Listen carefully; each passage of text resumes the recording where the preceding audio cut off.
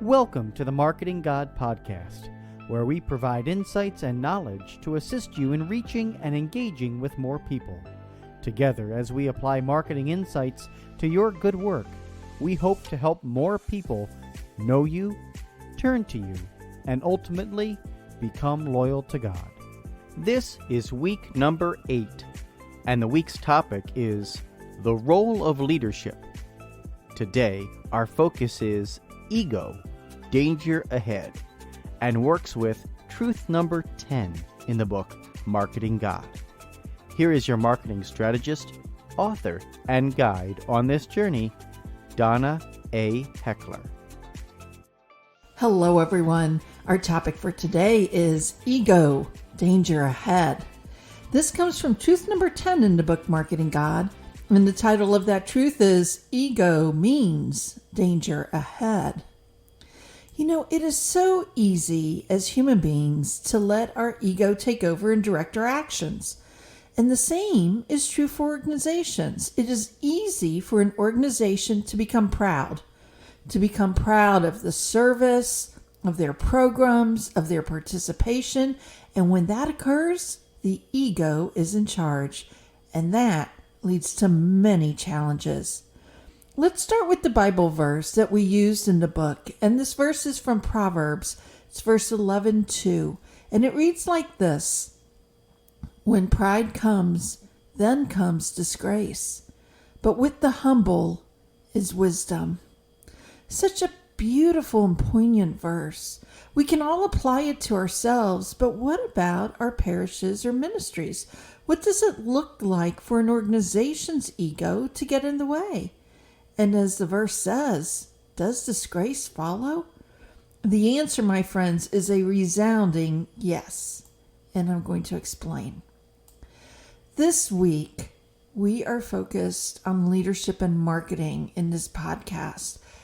And it is so critical for our leaders to understand that ego can certainly get in the way of an organization, a parish, a ministry's good work. As a leader, you need to put aside your own ego, but you also need to be on the lookout for the organization's ego, lest it brings disgrace to you. What is organizational ego, you ask? The most fundamental expression of ego at work is that the parish or the ministry or the organization no longer considers its parishioner or members first and foremost. Rather, it places its focus on itself and what it is or what it can do. As entities focus on what they are doing to the exclusion of worrying about their audience, their parishioner or participant, there are many traps that they begin to fall into. A first and very common trap is the idea that they can do it all, that they can add an additional program or service because their ego assures them that they are the best to handle it, because they can do it all, of course. How do you address that if that starts to happen? The first thing to do is to turn back to your brand promise. What are you promising to those you serve? By doing this new program or offering this additional service, are you still honoring that brand promise? Or is this new service taking you into new territories? If it fits with what you were promising, then you need to ask some additional questions, like why are you feeling compelled to offer it? Is it truly meeting a need? Or is it possibly just flattering your ego, reminding you of all the things you can do? In the book, I use the example of Zippo lighters, and I just love this example, so I'm going to use it again because it truly is just simply outrageous. Zippo lighters were doing very, very well. This was a number of years ago.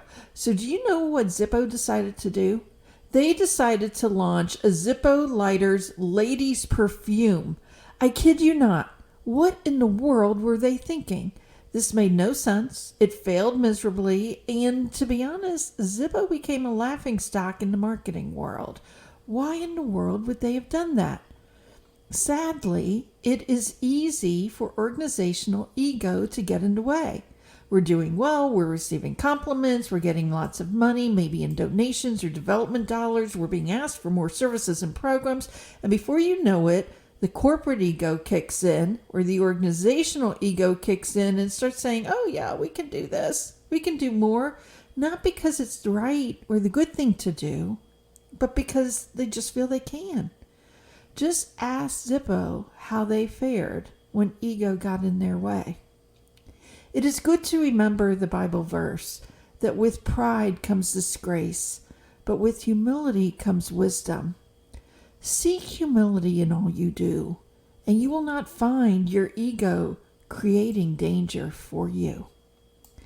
As you reflect on this Bible verse and on this podcast, ask yourself, has your organization's ego ever crept in before?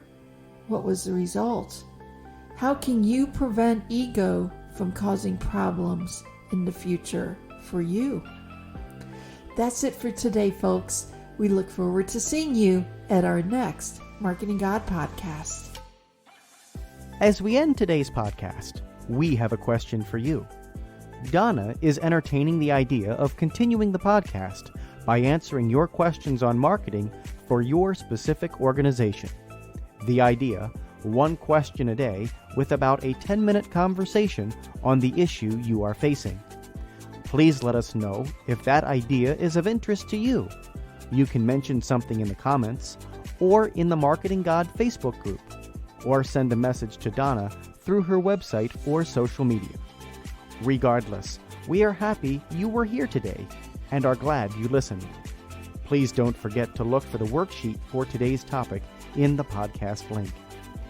As a reminder, if you would like to purchase the acclaimed book, Marketing God, you will find it online at your favorite Catholic bookstore or for larger quantities through the publisher OSB.